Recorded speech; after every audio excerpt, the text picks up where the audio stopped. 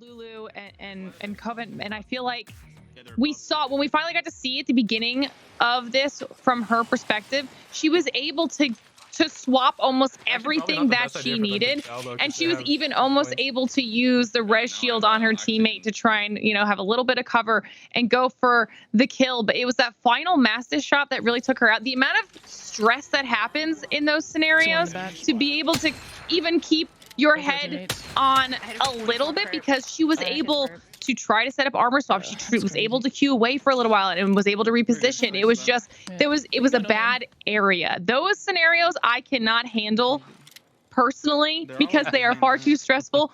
Lulu was like 3 more seconds away from being able to turn that around.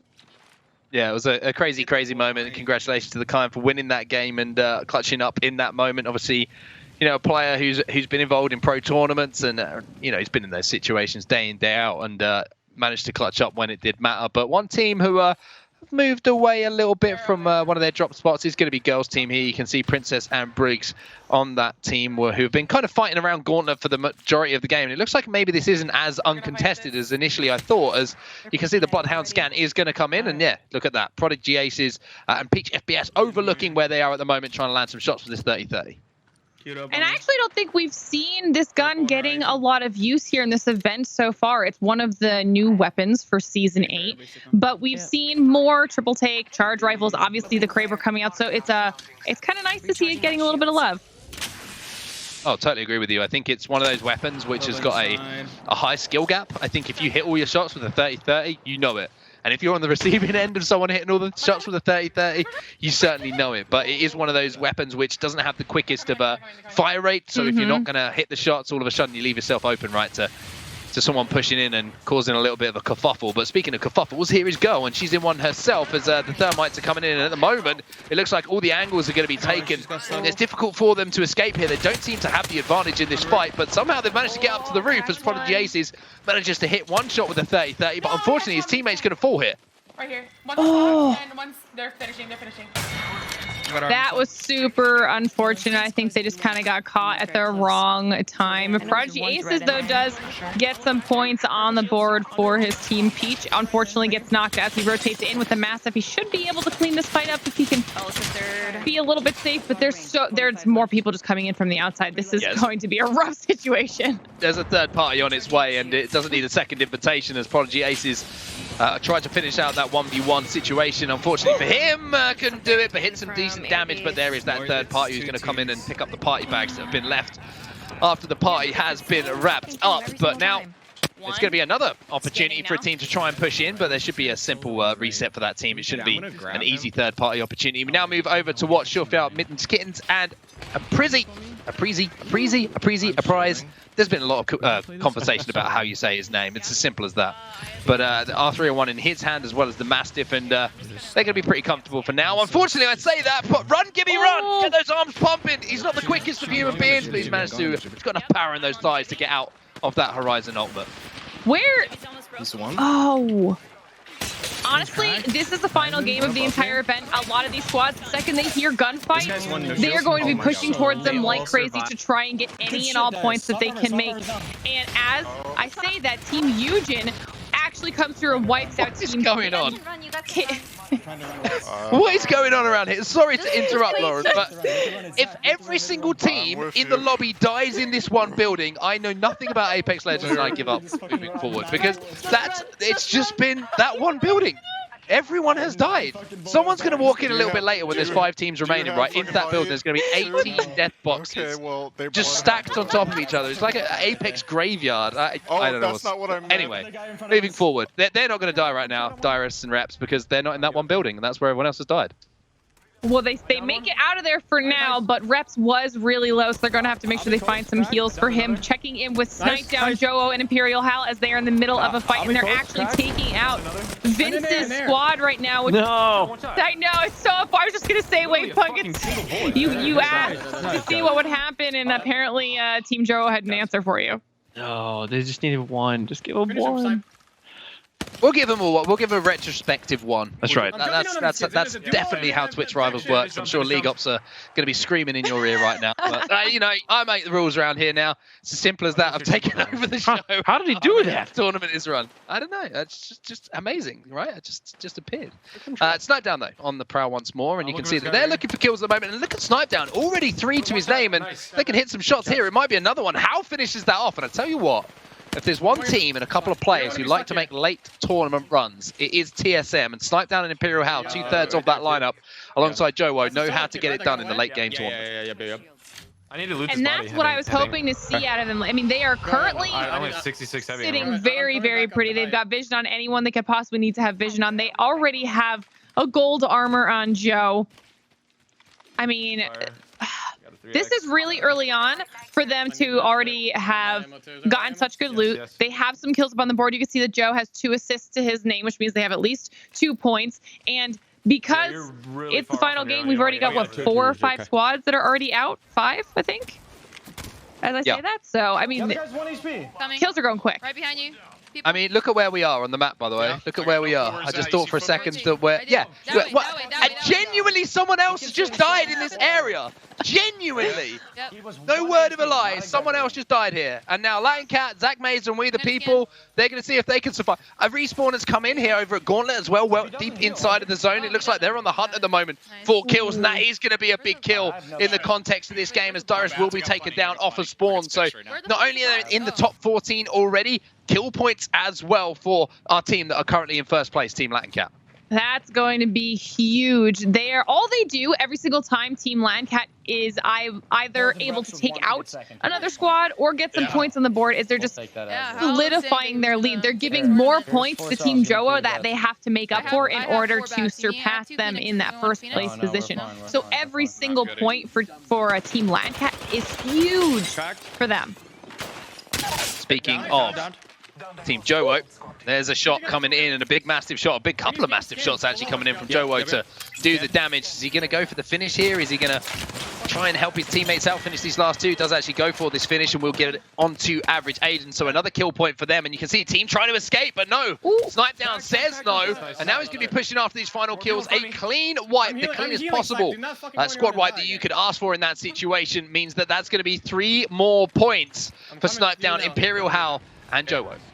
Snipedown's also a kill leader right now in the lobby, so that's going to potentially bode well for them as we check in with another squad. We actually haven't gotten to see too much. We're back with Macro, Touche, and Calais. I'm gonna go northeast. It sounded like Touche was agreeing with you. Yeah, that is us. Yup. Tier 1 communication from Touche, making sure that his IGL knew exactly what was being communicated, that he was hearing it. Love to see it. But shout out to all of the players on this team as well. Really entertaining content creators. If you're watching, if you want to talk about AOGS, we know we've got that coming up soon, the playoffs. Then Touche's watch party is very entertaining as well. If you want a slightly, shall we say, a more risque take on the Apex Legends Global Series. But now Touche starting to show that he is a heck of a player himself, as he's trying to put some damage down with that R301. Unfortunately for him, there's a player in front of him, manages to get the battle, and a teammate is going to be there to help him out, and Touche is being the bait at the moment, manages to get the kills on the board. But here comes the third party, 12 squads now remaining in the lobby. Was that Bruce? Well, I think that might have been Bruce, which means that might have also been... Oh no. Good reset. Lulu and Madness. Yeah, I thought that they were going to be able to make it a little bit farther after such a strong performance in the last game, but I don't know. I was the baby, and it didn't go well. Didn't go well on that occasion, but you know, as Wave perfectly says, a tragedy, a modern day tragedy. Apex Legends, full of hero moments, but also modern-day tragedies. We're going to see Harris Taylor taken out as well. Arbolele moving in for that third party, and unfortunately for him, one of his teammates has been knocked. Love Abilities, who we did just get the opportunity to speak to as well, has gone down, but will be getting brought back to, actually, Fade is being brought back to feet first. Love Abilities, unfortunately, has been finished, and there is that third party trying to swarm in, and it's going to be Touche back on the hunt, trying to get involved as he has popped Beast of the Hunt here, the ultimate from the Bloodhound, to try and close down that space and scan as well to get that information for his teammates to move in. He's got the Sentinel in hand as well. This man can pop off with the sniper in his hand. All he needs is good angle. I mean, we saw Alberelli trying. He was about to get some really, really nice shots on one of the teams that was outside of this building, but they popped the Gibby bubble right in time. And as he gets pushed in on by, in fact, Hal, he gets taken out. Super, super unlucky for Alberelli, but huge for Team Jowo.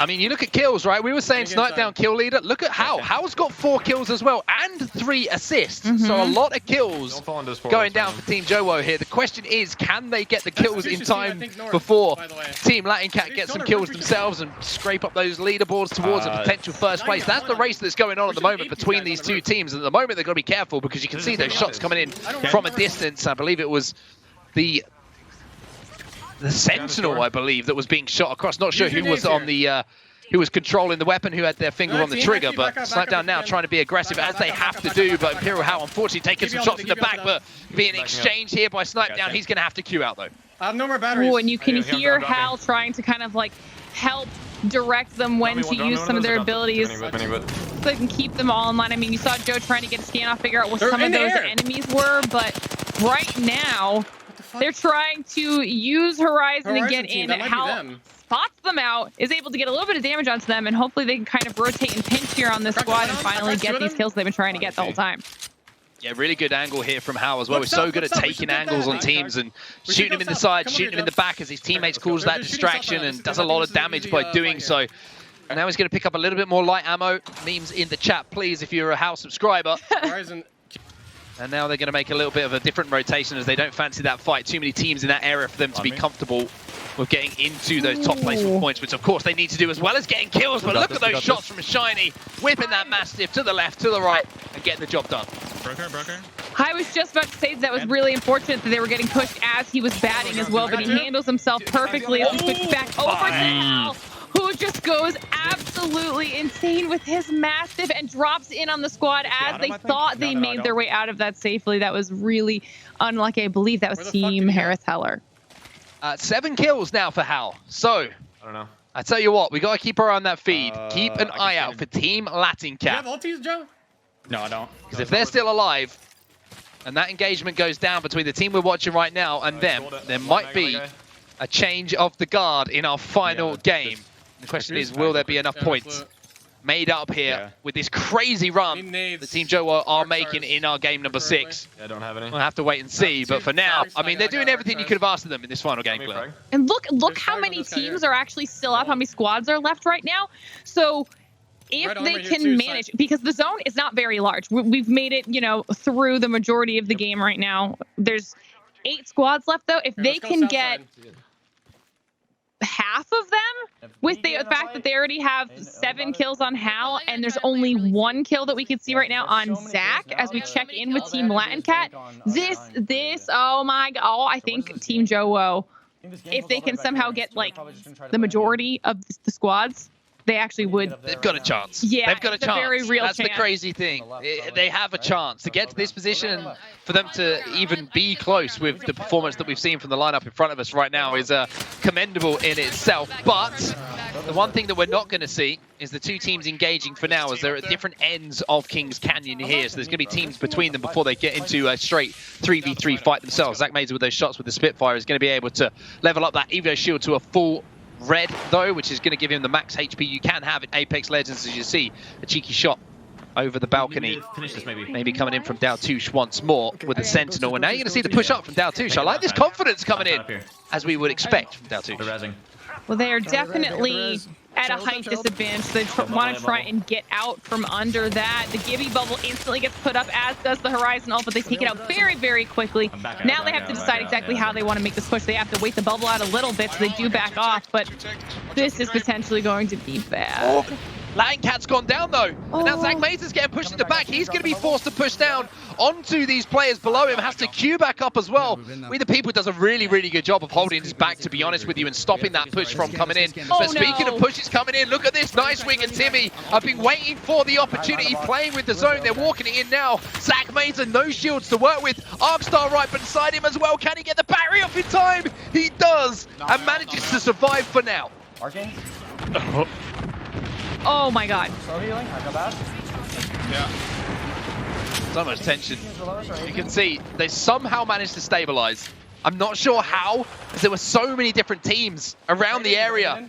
They lost Latin Cat, yes, but they're still alive, and that's all they need to do, really. They've picked up a couple of kills as well, and now they're moving in for a third-party opportunity as well. They're going to kick the door. They're going to try and take angles. You can see Zach Mazer's trying to move through. The shot will be missed with a massive. Zach Mazer's been taken down, and it was Hal who came in as well with that kill. So all of a sudden, this could be game on. There's a portal here. There's a portal up here. I don't know. Oh my god! You hold it. I'm going over. I'm going over here. They thought that all they had to deal with was the remaining people inside of that building, but then Touche came from behind and was able to third party a little bit more damage. You've got Hal and Snipedown still running around. Now onto that squad. This is going to be a game-making play right now on set. Prowler in the hands of Snipedown. The perfect combination for the Controller King. And now you're going to see him finishing off these knocks as well. It's going to be more kills. Snipedown with 7 himself. He's looking to make it 8 as well. He makes it 8 for himself. Now Touche is eliminated to the hands of Snipedown. They're into the top 4. And I tell you what, oh no, this is the greatest ending to a Twitch Rivals tournament we've ever seen. They are comfortable with their loot. They just got so many more points up on the board. There's still 3 other squads other than left in the game, which means more point opportunities for them to take out. They know where one of them is right now, so they can make the choice whether or not they want to try and chase that down or use the information to better position themselves. But we can see everybody here on the map. We actually can see that Team Cauliflower is still up with Sweet and Nikki. They might be able to position themselves well here at the end. Stand up here. Too, but right now I feel like the high that Team Jowo is I'm on. gonna get this KP. Can you guys look towards? Oh, I don't know if anybody can stop it. Go ahead. Yeah, this is going to be interesting. The thing we should keep in mind, though, is that it's such a stage-by-stage process here for Jowo or Team Jowo, excuse me, to potentially become our champions today, because they've done job 1, right, which is get a crazy amount of kills. They've done that. That's amazing. They've eliminated the competition as well in first place, but they still need to win this game, in my opinion, to get that 2 times multiplier on those kills to convert it into points. So even though they've done an amazing job as they move into the top 3 now, they still have work to do here, Claire. I don't have ulti. Oh, the real question is, at this point, do you keep pushing for those kills? Do you just try to solidify first place? Or do you have to do both? Is the 2x multiplier more important, or the kills, or both, and you have to completely pull this one out of the bag?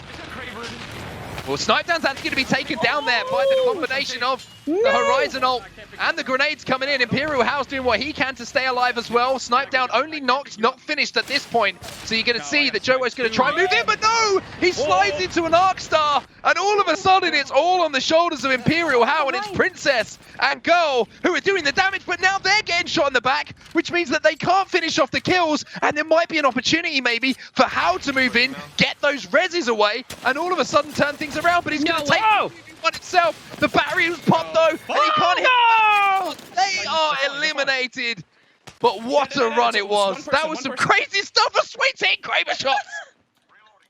He's clueless. Oh my god.